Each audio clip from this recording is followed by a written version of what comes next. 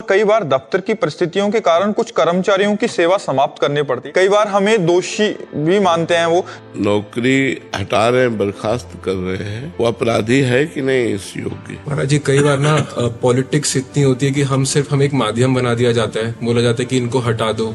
नहीं, ऐसा तो गलत है, क्योंकि किसी के जीवन निर्वाह के लिए जो नौकरी मिली हुई है उसका पूरा परिवार उसके साथ जुड़ा हुआ है। अब केवल अपनी मनो अनुकूलता और प्रतिकूलता को देखकर नौकरी हटाने से आप भी दोषी उसमें पाए जाएंगे भागवतिक कानून में। तो प्रतिकूलता और अनुकूलता मेरी नहीं देखनी, कानून की देखनी है, अधिकार की देखनी है। कई ऐसे सच्चे सेवक होते हैं जो अपने धर्म से विरुद्ध नहीं जाते, और यदि उनकी नौकरी हटा दोगे तो तुम्हारा प्रारब्ध बन जाएगा और तुम्हें भोगना पड़ेगा फिर। और अधिकारी जन उनसे रुष्ट हो जाते हैं और अधिकारी के अनुकूल नहीं चलते और उनकी नौकरी हटा दी गई तो वो धर्मात्मा है, उनकी जो आपने दुख वृत्ति प्रकट की वो आपको भोगनी पड़ेगी, आपको और आपके बड़े अधिकारियों को भी। एक चीज और है महाराज जी, कई बार जैसे कंपनी लॉस में चल रही होती है तो वो बोलते हैं कि लोगों को हटाओ, तो वो भी एक पाप ही हुआ या क्योंकि कंपनी अब ये दूसरा चैप्टर हो गया, वो चैप्टर अलग है। अब ये चैप्टर है कि हमारी क्षमता नहीं कि हम 500 आदमी रख सके, अभी तक 500 आदमी रखा, अब हमें 300 आदमी का निर्वाह कर सकते हैं, अब वो बात अलग हो गई। मर्जी अगर वो दोषी है